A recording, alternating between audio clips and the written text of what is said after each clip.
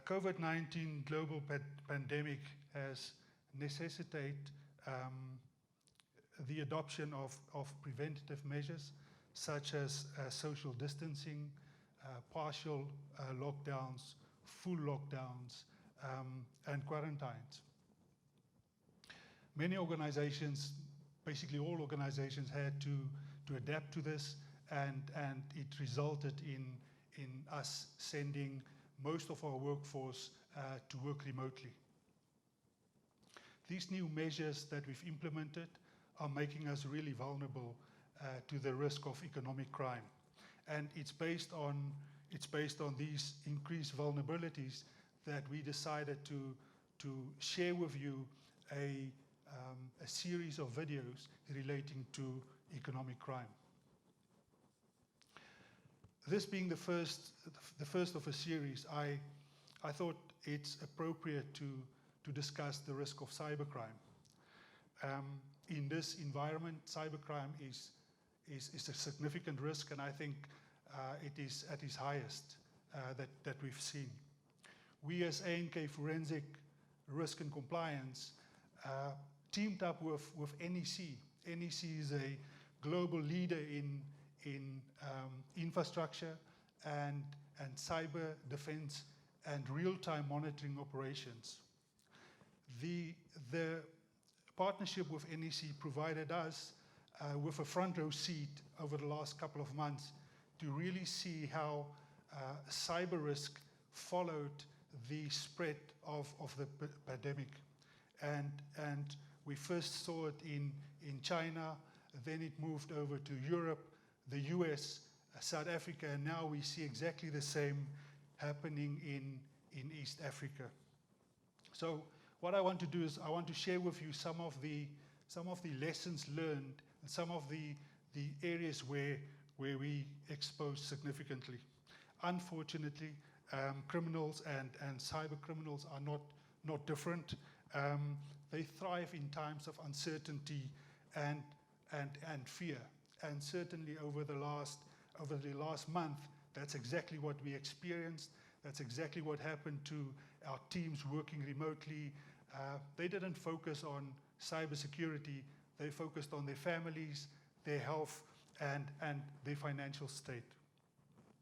A second very important point is that our IT teams did not focus on normal day-to-day cybersecurity, IT security, and the likes. What they've done was to enable us to work remotely, to enable the workforce to really react to this situation and comply to certain guidelines from government. We've seen thousands and thousands of Corona and COVID-19 websites registered across the world. And this, the cyber criminals are using these malicious websites to infect our devices with certain malware.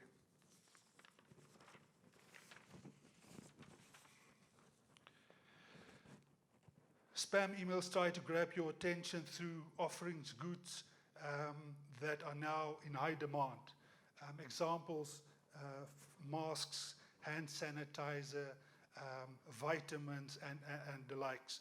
We've seen alternatively where people use feeds with conspiracy theories about the pandemic, or phishing scams where we've seen a huge increase in the use of emails using the Central for Disease Control or the World Health Organization to trigger us and to trick us into accessing some of these emails and or attachments.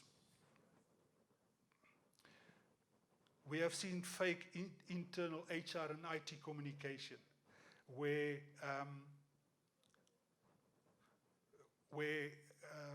cyber criminals are actually impersonating our HR and IT operations and sending out surveys for employees to complete. For example, to access a document or a survey, the recipient has to provide their Office 365 credentials, on a fake site.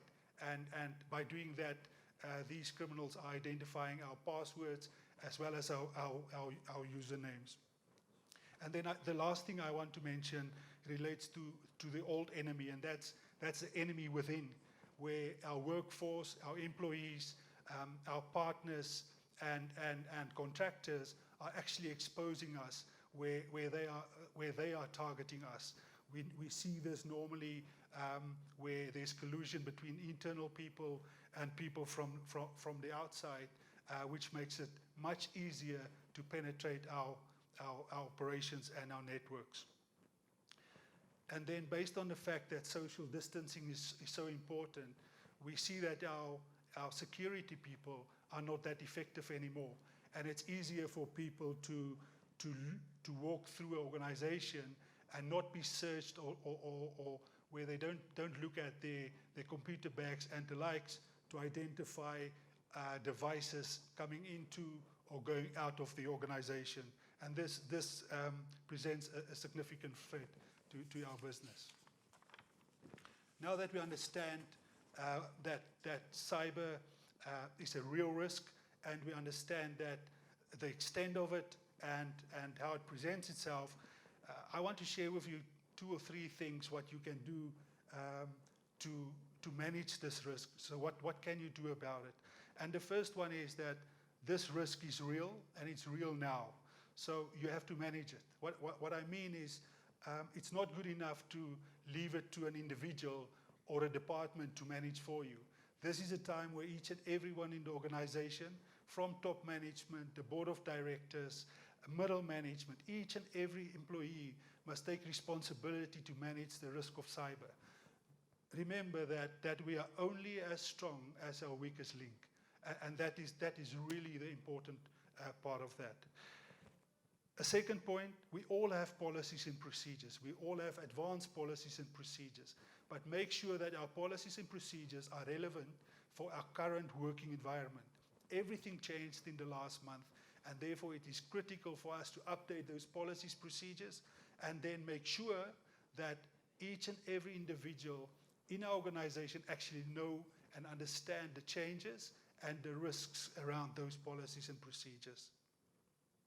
Last but not least, I think it's critical to enforce compliance with the new policies and procedures.